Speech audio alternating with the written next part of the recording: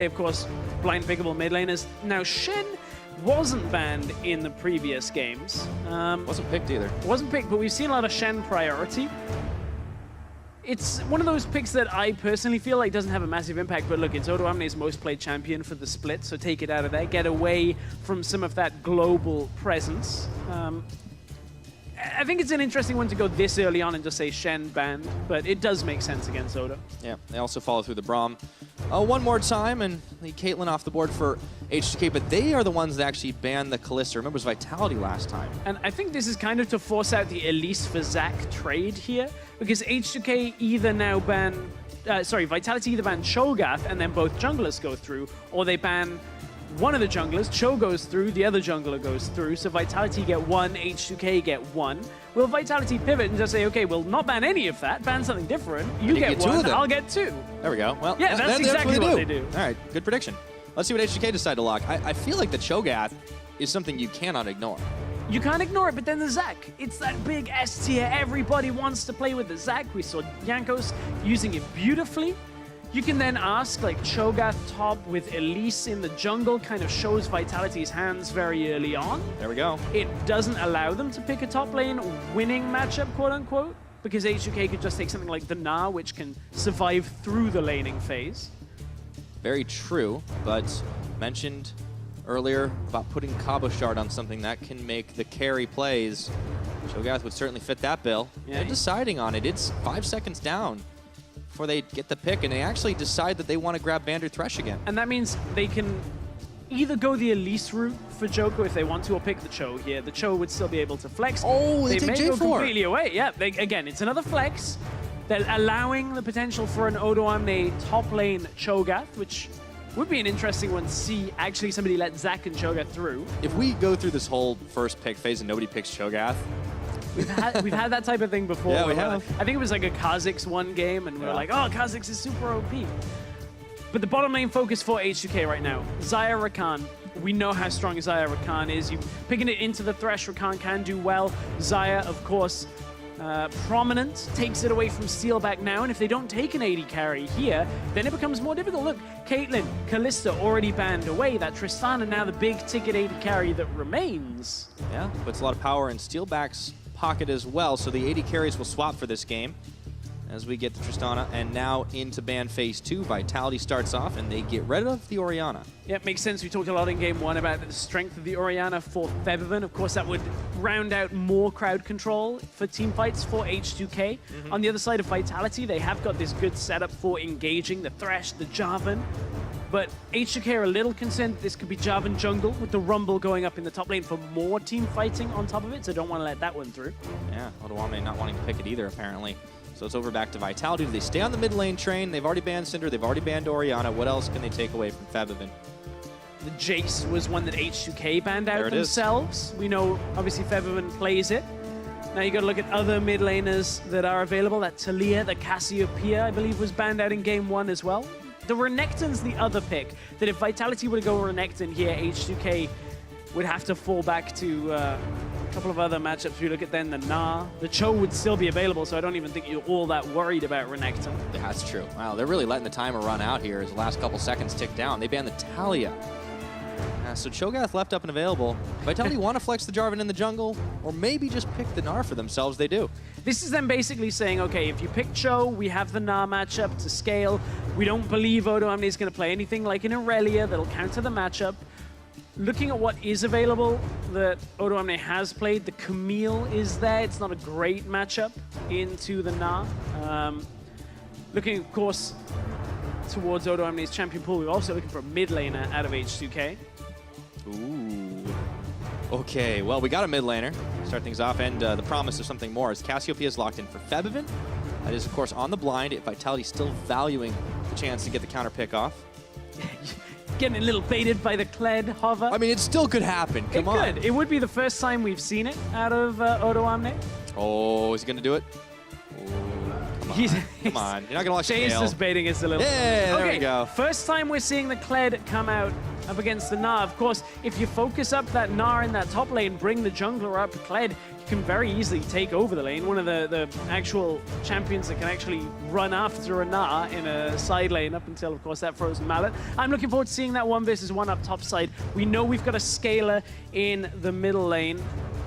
Is that Cassiopeia? All right, so that's going to be the Victor that they swap it around to for a Nuke Duck now. So we will have a matchup that might be kept at arm's length as well. And yeah, you know, in the top lane, it will be an unusual matchup, I think, for both of the top players. Cabochard hasn't really brought us a whole lot of Gnar, none in the summer split so far. Yeah, first outing on both of these top lane champions here.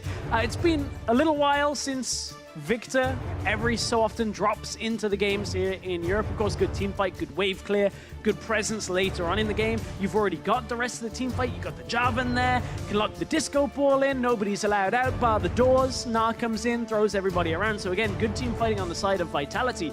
On H2K's side, a lot of scaling. You've got that Kled to try and take over in the side lane. I'm interested to see whether Jankos actually spends as much time over there as he did in game number 1. All right, a very different draft out of both teams in this game, and obviously Yamato Cannon giving some last words of encouragement to Vitality as they have one last opportunity here to try and grab themselves a win. Stay alive for the summer playoff race. If not, they will be falling down to that 4th safe spot. For H2K, looking to improve their pole position in those playoffs, already locked in. See if they can close this one out cleanly with the 2-0. Will the Bees start coming back buzzing? We will find out very shortly here. And I think there is one thing we can be absolutely certain of. They will not sit idly by and go away into the night stretch. Vitality are going to be bringing the pain early and often. If they can get themselves up an early lead, they've got one hell of a team fight to fall back on. And I want to see what they can do. Let's see it. Come on, Vitality, as they take on H2K, kicking things off in game number 2. So we were talking about what Nuke Duck could play, get him a decent matchup. I said give him some scaling. That'll give Vitality some insurance. Well, Victor will do that. Victor absolutely will do that. Scaling matchup in the mid lane, of course, Febiven always deadly on the Cassiopeia, so that's what we got to watch out for. As good as Nuke Duck is, Febiven arguably even better. Yeah, you know, and he's got scaling too. He actually has scales, funny enough. Yeah, I could see where you go. You are way too far down the rabbit hole. I'm waiting for your Game of Thrones references to come out about scaling. Oh, no, I'm saving those. Scales we'll see. And all that. Yeah. We'll see later. But I also want to see what Steelback can get done on this Tristana, right? Like, last game, Nuclear really popped off on it. But it is a reset champion. Once he starts getting those levels under his belt, if he gets a few kills, maybe Vitality can start getting their siege on. The 5-man line that they have is definitely not something to sneeze at. No, and it's got that safety aspect that Steelback enjoys as well. Won't have to rush QSS. I was going to say, he does enjoy not dying, doesn't he? He does, and he can sit further back. And the later the game goes on, the further back he can sit, because he's Tristana. He'll buy a rapid-fire cannon, it'll be great, he'll go late on. Should have some sense of presence in the lane as well when it comes to that push. Zyra can have good push as well. But of course, Tristana's push is basically always existent here. You can see H2K helping out Jankos on that first camp. On the top side, a little bit of a different start out from Joko and Cabochard. We saw in the previous game starting on blue buff, now starting up on the red buff for Joko. Of course, Jarvan can have that early game impact, but there's already a ward placed in the river, in that pixel brush, to deny any cheesy level 2 plays around mid lane. And look, Jankos now knows this is happening. Ooh. The amount of control Vitality tried to put on the jungle early on, and Jankos knows this. He's running SKT skins. He's coming in here looking to get that power up. Oh boy, Joko is in trouble, gets pulled in for a kiss with the blue buff, and now he's got to contend with both. Jankos, he's looking to get himself first blood. Demacian standard smites down for health. Oh boy, let's see if he can make this play happen. A lot of pings flying right now, but Joko, he is on the wrong side of this map. Yeah, Cassiopeia now trying to come back in the lane. Joko's trying to buy enough time without getting hit so that he can look to execute. Oh no, he gets pulled in by the goo, and that's first blood. It goes over the way of Jankos, who gets his revenge from last game. That's a nice play out of H2K. Knowing what happened in game 1, just how much focus Joko put on the early game, trying to take out this slightly weakened Zac on 7:15. Of course, had some of his early game reduced when it comes to his ability to clear safely. And look, now Joko tries for the invade once again. The ward was already placed by H2K. Good counterplay to exactly what happened in game 1. Oh yeah. So H2K already off to a good start. 700 gold the lead now courtesy of that first blood and the farming, Che takes an opportunity to place down a ward inside of the Vitality jungle, which of course means they'll be able to spot out where Joko is once again. And tracking Joko seems to be a key fixture in H2K's game plan. They were able to eventually do it in game 1, and now they're doing it again, and it's going to allow them to play with a lot more knowledge and be able to execute once again.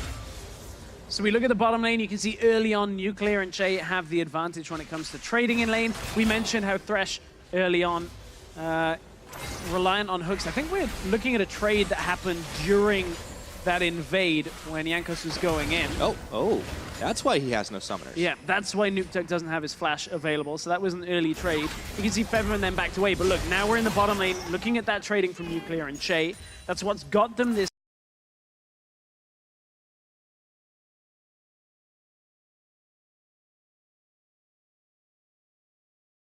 gold, the CS lead in the bottom lane. Difficult to trade onto Isaiah and Rakan without hitting a hook. Yeah, you got to be really, really good at the predictions, of course, and Nuclear and Che just showing that they were cut above last time against Steelback and Vander combo, but on the Xayah Rakan, there are just so many benefits playing that together now. We haven't checked in as much up in the top lane. Hasn't been nearly as action-packed as the rest. Of course, that jungle was something to contest with, but Odoamne, you know, he had a lot of stuff to say about his opponent, Cabochard. Kind of switched a little bit around on this matchup. And Odo really does like taking these champions that can go all in on your face constantly. I feel like that is still something Vitality can punish. Yeah, it is something absolutely Vitality can punish. And in this matchup specifically, look, when Cabochard's in Mega Gnar, Odoamne has a little bit more free reign on the lane, whereas Cabochard in Mini Gnar is difficult to contend with. But bottom lane looking for the stun. There's the hook. It was at point blank, but Steelback is already taken down to half his health, and that means the gold gap, or rather the CS gap, is going to keep on growing as he's pushed back. Now he has to back away early on. Yanko's still tracking on Joko, and this is a jungler's worst nightmare right now. Joko does have his flash available because remember he did not burn it in the exchange early on, so at least Joko can get away, but now he's getting so much stolen out from Jankos that it's difficult for him to contend with. Cabochard knows he can punish on the back end of this, but look, got to be careful of those trades coming from the Kled on the tail end as well. Yeah, although he is hopped off Skarl right now, and there is the Rage Bar building, but Jankos, he might fancy a dive. He's already forced Joko back and away. It's a bit of a tense moment. Both mid laners even want to get in on the action right now. Che's coming. Oh, he gets a knock-up right now. Flashing short from Febiven. The grounding is there, and so is the gravity field. And Nukeduck burning down means Febiven is going to be able to find a kill on his counterpart. H2K very well reading the early game. No flash on Nukeduck means that Nuclear is safe enough after the recall to make sure that Che can go up into the mid lane, capitalize on Nukeduck not having his summoners, and now we talked about how scaling is part of this game for Nukeduck. Now he's got to contend with the fact that his lane opponent already had a lead, now has a kill on top of it. And look, H2K is doing a good job of trying to just push this early game to its limits. Yeah. Checking back in on the bottom side, too. We're already starting to see some of those leads manifesting in item differences. Nuclear on the BF sword compared to the double daggers that Steelback has. And, well, last game, Nuclear, he was doing insane damage.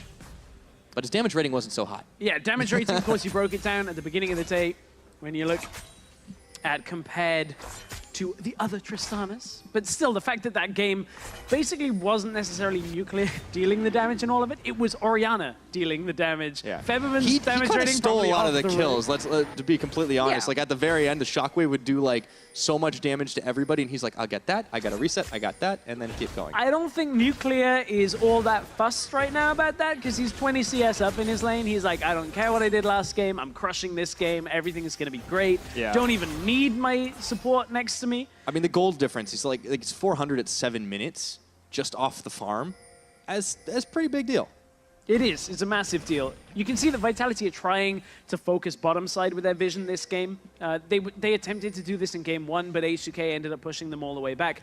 And you can see that this Victor now, Flash is available, but so much attention is coming towards this middle lane that Flash is going to be taken down quite soon, and then H2K will repeat gank. It's one of the difficulties with Victor is you can repeat gank him very effectively, but now Jankos a little caught in the enemy jungle for now, at least. Might have bitten off a little more than he could chew, but Febiven was right behind Nukeduck, and this is the rough thing. Hook is going to go wide back and down in the bottom. Vander gets rooted up by a few feathers being pulled back, and Jankos has done to Joko what Joko did in the first 5 minutes of game 1, which was completely shutting him down. But now it is Jankos. The shoe's on the other foot, and he's just able to really keep this pressure on, which means Joko can't get anywhere in these lanes. Yeah, the thing is the fact that Jankos actually turned it back in game 1 as it is. So for Jankos, he's like, okay, business as usual. I'm all over Joko. You took my blue buff. I will take your life. Whoop. And now Che is able to dash away. Oh, Gravity Field. Chaos Storm comes down. Febvin. Nukeduck didn't actually have the damage to follow through on that, so a pair of Twin Fangs are going to keep him at bay. Yeah, it looked like Nukeduck just got the turn off, didn't heal, didn't flash, just answers with the damage of his own. It was a good heal turn, but unfortunately, he wasn't doing any more damage right now as he's not quite built for it, just an old magic mantle. So close. He didn't use the heal. It's close to I'm not one on my dancing references. No, that's pretty good. Basically I'll give you a feet. 5 out of 7 for it. I got 2 left feet. Febvin in this game has no feet on Cassiopeia, so he can't build boots. That is I'm glad that they built that in as a mechanic. That's kind of hilarious. I rather the idea of just having it like on a head. Well, that was the old way. Yeah, right? exactly. But it was a waste of an item slot. And now he gets to have more slots for things like Catalyst. True. Well, Flay comes through in the bottom lane. Oh, misses on the hook. Che was right behind, and they turn their attention over to Vander. He's thinking inside the box, but H2K were thinking out. And this is an example where this doesn't necessarily apply, but there was a bug fix on 7.15 where at the end of Flay, there was a slight stun that was applied to the target, which actually meant Flay hooking people was a little easier than it should have been. So don't be surprised if Flays that normally would have resulted in kills on previous patches actually are escaped from with a flash, walking away, that type of thing. It's one of those situations where, like, maybe that actually wasn't working quite as intended, and it got fixed. So which means, like, before that, I could blame all of my deaths on that at the bottom. Exactly, it was a bug. Excellent. I'm glad. Now I have a good excuse. But let's check back in with the state of the game. We're just about 10 minutes into this one as Cabochard trades once more into Otoamne. He's able to charge forward. He's hopped off Scarl, but he's an excellent duelist right here. And Vitality, they're still trying to make some plays, but Jankos, he's not as caught out as it would appear. And the thing is, Jankos has so much support from the rest of H2K here. Every time he's gone into the jungle, Che and Febvin have been around every single time. And that makes it very difficult. The Vitality are trying some of the right steps in order to punish Jankos going aggressive. Now top lane, we got to look at Otoamne flashing out. Cabochard is starting to take a little bit of control in this lane. Yeah, and that's exactly what Vitality will need.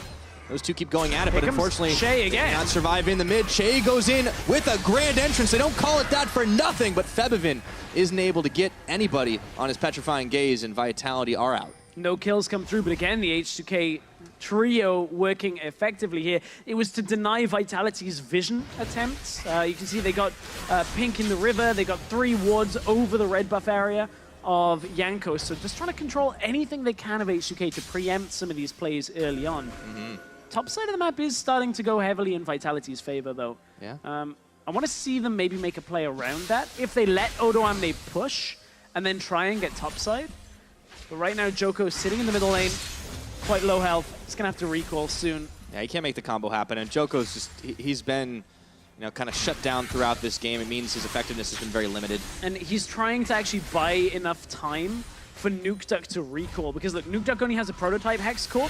He needs at least the upgrade for the laser. He needs to get back. He's got about 1,800 gold before the recall, so he just needs that augment to be able to wave clear so that he doesn't need Joko sat in the lane with him. Yeah, I mean, it's 11.5 minutes into the game. He was still, working with an iPhone 5. He's got to get himself an upgrade. So there we go. The Mark 1 comes in, and unfortunately for Vitality, since they were away, it's H2K that'll play with this Dragon right now, able to take that one down without a whole lot of contest opportunity. Still, Nuclear and Che holding in the bottom lane.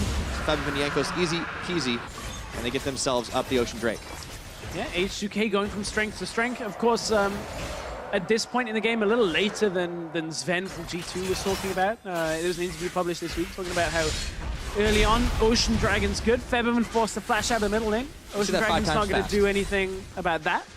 Doesn't help him when he flashes. Yeah, well, that'll be down. I mean, now we want to see that return gank, right? Like, if Vitality do want to get Nukeduck ahead in this game, like we talked about the last time around, it's still relevant on this Victor, even if he can play very defensive. Let's see Joko come back. Cataclysm will be off cooldown before the flashes. Yeah, exactly. And even then, you don't necessarily need the Cataclysm to repeat this. If you can get the EQ combo onto Febvin, even, you can flash to extend the knockup range on that. So if they can get Joko in there, just shut down Febvin. Now, the difficulty on that is the fact that Febvin maintains his ult cooldown. Now, if you jump into a Cassiopeia, chances are you are probably going to look at her in the eyes, and that petrifying gaze is going to hit you, and it's difficult to get away at that point. So that's the danger they have to really play around. Yeah.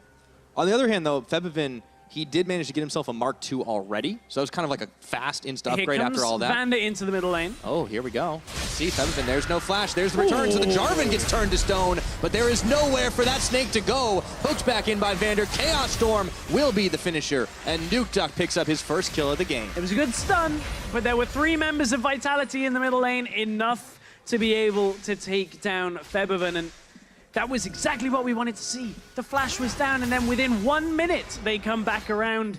Look, the Cataclysm wasn't even there. That's exactly the play we needed Vitality to make. It's great roam by Vander as well. So yeah. Now, let's see what Vitality can also get done. In the top side, you talked about them getting the lead. The Black Cleaver's been finished for this Gnar right now. Is this where they can take control of the game stress, where they can start to push their edge in the mid, on the top, forcing that attention and response from H2K? Yes, and the reason is, you mentioned the top lane going in their favor. The bottom lane, the vision is in favor of Vitality. You can see there's a triangle of red wards through the bottom side jungle, and it means Jankos now is not safe, because look at how much time Vitality know they have. It's only Che and Nuclear that can actually come in to regroup. But look, now, in comes the charge. It's Odoamne that's coming. This took a little bit longer than Vitality wanted. Okay, flag and drag, and Joko is out, and Cabochard, he's joined the party, and all of a sudden, it is a big one in the mid. Popping that disco music, but there was no Cataclysm for everyone to be locked into, so H2K, they get out without losing a man. Vitality, the same story. That exchange took a little longer for Vitality than they would have liked. Cabochard now trying to take down Che. Vander's here. Can he get the hook? He's got a hop. He's going to have Mega Gnar in a moment. There's nothing else for them to take around here, though, so H2K have foiled this attempt. And there was the reason this all goes south is because it took so long. Steelback actually made the decision to stay in lane. Joker's looking for Che. Oh, he's going to find him. It doesn't matter if you've got the charge, the flash, the quickness, everything used to try and get him out of harm's way, but all of a sudden Vitality, they still fancy their chances, but Vander, he keeps stepping forward, nowhere for him to go, flaying back, gets the hook, in comes Steelback, but he turns tail and runs immediately, Buster Shot to push away Nuclear, and Jankos goes a-hopping. Vander's left for dead, and Odoamne has the last hit. Good turnaround out of H2K, managing to catch out Joko. Che doing a great job of staying alive. Another fight kicks off here, as Joko was looking for it. Yeah, though Vitality are behind, you have to applaud how much they are doing to try and keep this game from going lopsided. It's almost a 2,000 gold advantage for H2K. It's going to be more with the advent of this first tower, because you see Jankos has pushed Steelback away. He's got flash, but no heal. Does not want to have to use that one. And we know that when H2K have a lead, they rarely let go. The reason is, we saw in game 1 the same is happening, or at least starting to happen again.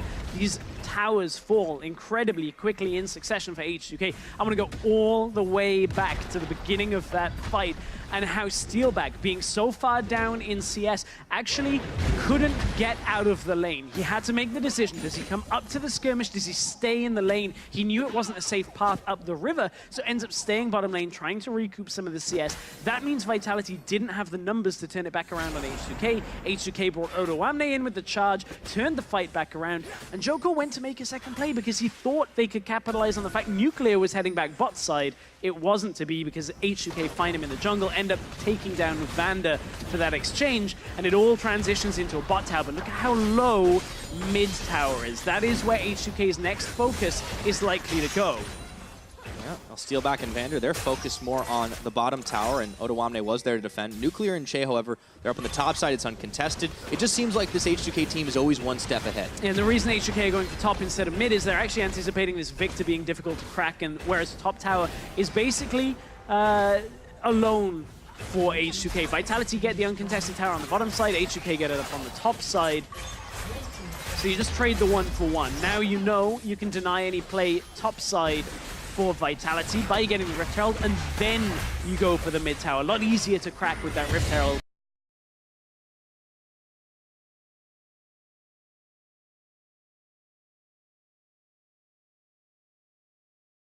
Vitality, that, Victor. Vitality are going to stick this, though. I mean, they don't have a whole lot of minions, but they do have a Tristana. They're bringing Nukeduck as well. It looks like we're in for some serious tower trading.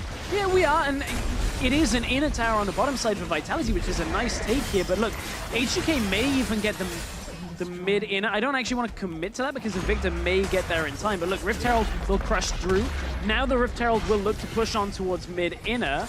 Victor won't get that anywhere near enough time. This Rift Herald will do massive amount of damage, and H2K are the ones that come out ahead on this play. Yeah, Rift Herald even still alive. Cabochard was just afraid to even go anywhere near that squad because H2K with 4 members were able to make it happen easy. They claim the lion's share in that exchange, and now it's Mountain Dragon that's on the menu. Yeah, near perfect timing here for H2K. The fact they can rotate down towards the Mountain Drake as well. They know they see Steelback on the top side. There's no contest that's going to come through from Vitality. And again, it's H2K just coming out on these objective trades ahead of things. They've been up in the lanes, in the bottom lane, and somewhat in the mid lane for the majority of this game. And now they're turning it into objectives. Well, H2K, talked to the beginning of the series. They team with better execution, have been inconsistent at times, but when they face off against teams lower than them in the standings, well, would you know it? They tend to be a few steps ahead, and we have seen it time and again. So now it's a 3,000 gold lead, 4 towers to 2 at 18 minutes. And of course, that Mountain Dragon's going to help them try and push objectives even further. Yep, it will do. Looking as Vitality look to make a play up on the top side. Perfect Hex score has been completed for Nukeduck, so augments that ultimate move speed as well. Means, of course, that added crowd control comes from the gravity field you've got to be careful of. It's no longer just the route in place, but with Baron coming up in 50 seconds, H2K, they won't be looking to rush this like they did in the last game. They, of course, found a good opening by the fact that Cabochard and Nukeduck committed to the bottom side. If that were to happen again, H2K likely would make the same decision. Yep. And they're able to play on these side lanes pretty effectively, but some credit to Vitality, too, because they have been able to match at least some of that tower attention, so keeping up with 3 towers comparatively. You see Cabochard moving down to clear away the wave. Definitely not out of this game just yet, but it's slowly slipping out of their grasp as Joko gets the smite down, secures that red buff.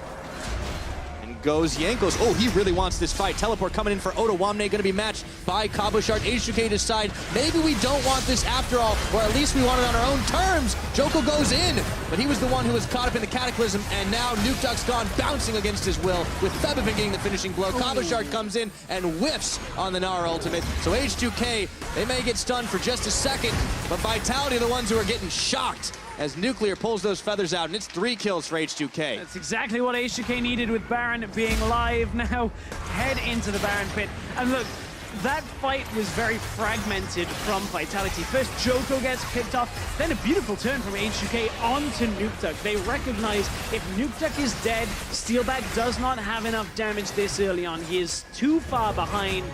Now H2K should be able to secure this very easily. Look for the charge to follow up on the rest of the fight. Well, that flay is only going to delay the inevitable here as Vander's caught, rooted, blown back, and Steelback even spent his buster shot just to try and buy some time, but that's the 7th kill of the game for H2K, and at 20 minutes, they've got the Baron buff. They're marching up top. Vitality scattered to the winds. And this is the exact time that H2K want to be fighting. Look, they've got the Zac tanky enough. They've got a good enough damage source from this Cassiopeia, from the Xayah. It's only going to get stronger. They have to fight this one out. Vitality cannot afford to drop a game anymore, but they are looking on the back foot, looking to get shut out here in this second game, and that means the end of their playoff ambitions. Vitality desperately need to find a fight to turn things in their favor, but it's getting so much more difficult. Yeah, a loss here would lock Vitality in 4th place in the group. And looking at team fights like this, beautifully done from H2K, makes it hard to see how Vitality can fight their way out of this. Look, first they go on Joko. Joko puts himself in the fight, no backup, and then Che instantly, as soon as he sees Nukeduck, gets right on top with the knockup, the quickness. Otawamne barely survives the rest of the fight, but is able to recall out and regather himself from there. Cabochard, he's already whiffed the Gnar, and from there doesn't have too much more presence. Vander and Steelback have nothing to do but to watch. Man, that's why you call H2K hard to kill, man. These guys really, in these team fights, outclassing the Vitality members for the most part. Despite the valiant effort, victory is getting ever surely out of their grasp, and that Baron buff has certainly been helping out to try and close out more of these towers. This is going to be number 6, Odo and Jankos, unopposed. Now Febiven's even going to join. Vitality, time is running out for this team. H2K picking up where they left off against Splice, looking very dominant, knowing how to make these fights work for them. And you have to feel like Nuclear and Che are coming into their own now as we get later on in the split. They start ramping it up. They did it on the lead up to playoffs in spring, and then unfortunately for H2K had that kind of disastrous series. but now you have to somewhat be convinced by Nuclear and Che. They are looking very strong as a bot lane duo. They're always there to follow up on when Jankos goes in. Yep, and he wants to go bounce, and the team says that is perfectly fine. We're invited to this dance, and Nuclear's going to grab 1 kill. Meanwhile, Oda Wamne had his eyes on Steelback and was able to shut him down solo. Even with a couple of guards around, Cabo and Vander couldn't do a damn thing. H2K looking to march into the base, and as you said, Stress, they are looking hot for playoffs. This puts them in such a better position to try and get themselves up in that first place spot. They would not have to then play in the quarterfinals. Let's see what they can do to try and close this one out. Febiven not even here. He's going to be slithering into this base, and H2K inside of it can easily start to shred through this tower. Baron buff still ticking for 30 seconds as Vitality have not managed to take it away from anybody. And this inhibitor is going to fall. The one in the mid already down. Vitality backs against the Nexus, trying to make a hero play. And H2K, they will not push their bounds just yet, but Joko says, everybody get in the pit. And he has to immediately bail out. He had no real follow-up from the rest of Vitality. They're trying to bide as much time as they can here. Nuke looking to try and get damage off. He knows there's still damage in his kit. There we go. Instantly charmed Joko. He went in on a Dragon Strike once again, but Nuclear pulled the feathers out. And this will be the final fight, it looks like, as Jankos finishes off Nuke. The rest of Vitality are falling. It's Cabo Shard, Steelback, the last member standing. And H2K do not lose a man. Only 1 death in this entire game so far. The only death was that repeat gank on Febiven, and from there, H2K have looked absolutely dominant in this series against Vitality. Looking to close this in. It's under 25 minutes right now, and they're pushing onto the Nexus tower. Flexing their muscles, H2K, 1 Nexus turret goes down, looking for Cabo Shard before the Mega Gnar can be completed. It's gonna go up, but they're going bouncing, and now Febiven is going to get 1 kill off Joko one last time for a desperate charge, but he just didn't even can't get it done. They pull in the snake, doesn't want it. It looks like a Steelback hops back, trying to save the base, but H2K only have eyes for the Nexus right now as they look to push this one in and close it out. It is not even 25 minutes into this game, and Vitality's hopes and dreams are being crushed. Playoffs are out of reach, and H2K take the sweep. H2 what? H2 locked. That's what it is. Locked into the playoffs even before this series, but look at it, 2-0, looking very confident. H2K are on the same page. Individually, they're looking very strong, and they are working well in these team fights as well. And this has been so incredible to see for a team that throughout their history and various iterations, that has always been a huge criticism, that they aren't always on the same page in clutch situations, in engages. But today against Vitality, they looked like a well-oiled machine. As Jankos gives his old buddy Vander a hug. Got a smile after that one. It does suck to lose, but for Vitality, they will be locked into their safe 4th position. Yep, as you mentioned, Vander and Jankos probably saying, oh, I nearly had you in that game. You say it, they're locked into 4th spot. That means no promotion tournament at all. They just are safe. They come back in the spring split.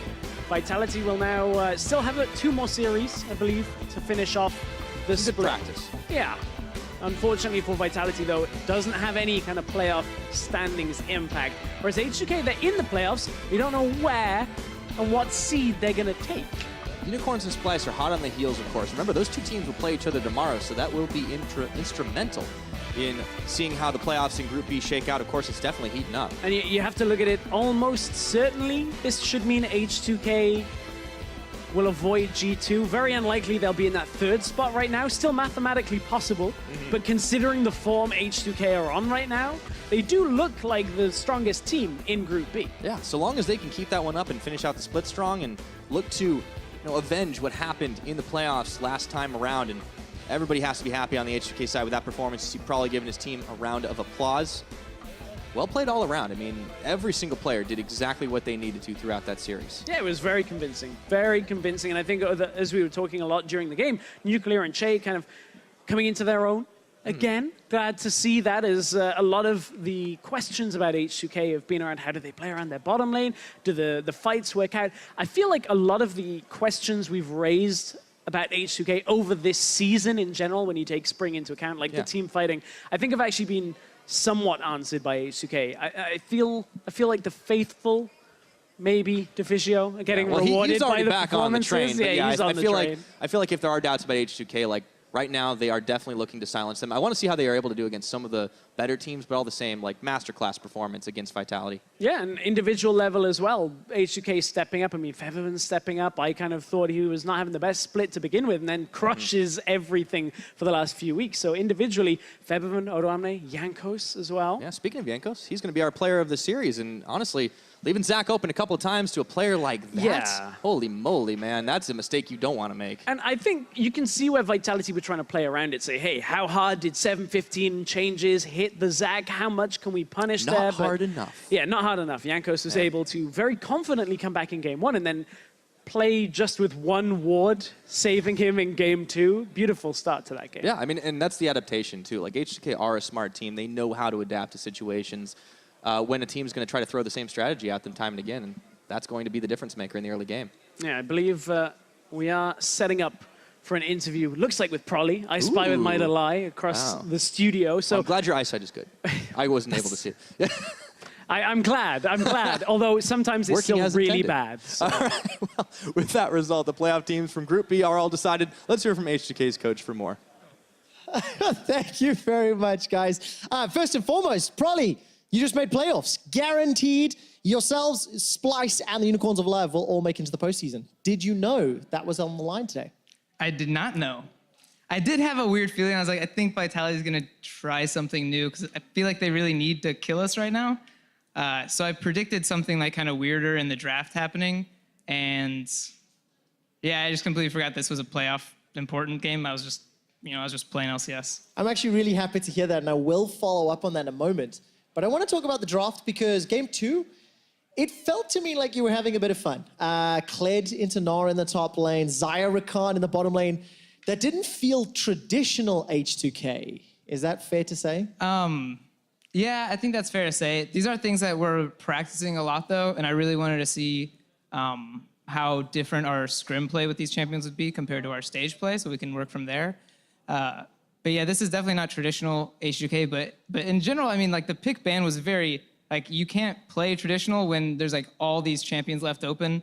So we knew we had to do something kind of new, and then, yeah, I just really wanted to play those champions. And the Kled and Dinar is not that bad, by the way. Oh, never implied it was. Not that bad. I'm just glad to see it. It wasn't trolling or like disrespect. Hey, dude, 2-0. You guys won. It was a very convincing victory. I have a personal question. I feel like the H2K players are super serious at the moment. It feels like the boys are very focused, are very, laser-eyed, laser-pointed on the games. Is there something different backstage? Is there a different mindset, considering you guys crashed out in spring in the quarterfinals? Yeah, I think for the last couple weeks, it's definitely been a lot more business, and the mood has been a lot more serious in the house. And I mean, I've been beating my players a lot more than usual, so that could be kind of the demeanor you see off of them. But really, yeah, I don't know. We're never in a spot where I'm satisfied, and they keep showing glimpses of like really big improvement. So it kind of makes me want even more than I normally do. So because they show me how well they can play, now I just keep harassing them to play better. So they're never like able to just stand still. I'm really happy to hear that. I want to show you the standings really quickly over in Group B, of course, because as I mentioned, you have now clinched playoffs not only for yourselves, but for the Unicorns of Love and Splice. And if you look at that table over there, Prolly, if you win your next 2 games against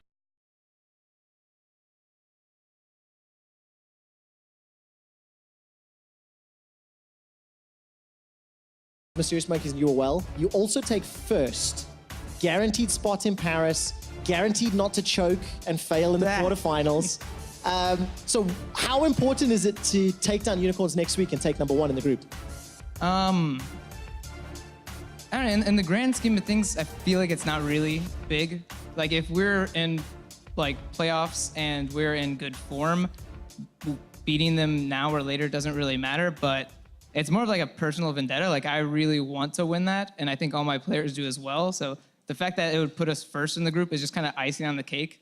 And it's more of like the eagerness to just defeat them, and because we've had bad matches against them in the past, I think is going to drive us more than anything. I have two last questions just before we go to the ad break. First and foremost, I have mentioned it a few times already, H2K have a history of failing at the biggest hurdle in the split. Deficio famously said he lost faith in H2K. Good for him. What can you say you're doing differently for the Summer Split playoffs to prevent that happening? Well, one thing I do is whenever I do see Deficio, I make sure he doesn't root for us on the analyst desk because it pretty much curses us every time. The second thing is, I don't know, things have been a lot more, harder early. Normally when it like kicks up a notch, it's normally towards playoffs, but instead it's been a lot more like hard on the players like now, 2 or 3 weeks before playoffs. So hopefully this kind of change in pressure from scrims will make like the stage a lot more comfortable, and we'll be like a lot more prepared, and we won't have, a new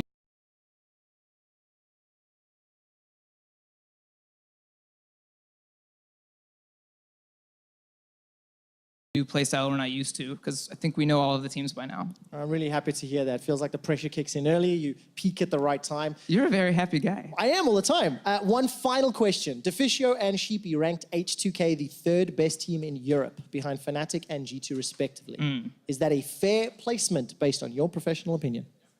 Yeah, I mean, when you make rankings and stuff, you can't pull things out of thin air or under secret knowledge that you have. So I think based on the rankings, I think that's really, really fair. However, I think in terms of skill ceiling and satisfactory gameplay, I feel like I would put H2K a lot higher than 3rd. What is a lot high? Give me a number. Above 3. Okay, 1st or 2nd is what Prolly's saying, dude. Yes. Congratulations on playoffs. Good luck next week. We'll see if you make it to semifinals and Paris. We're going to head to an ad break, and when we come back, Fnatic take on Roccat.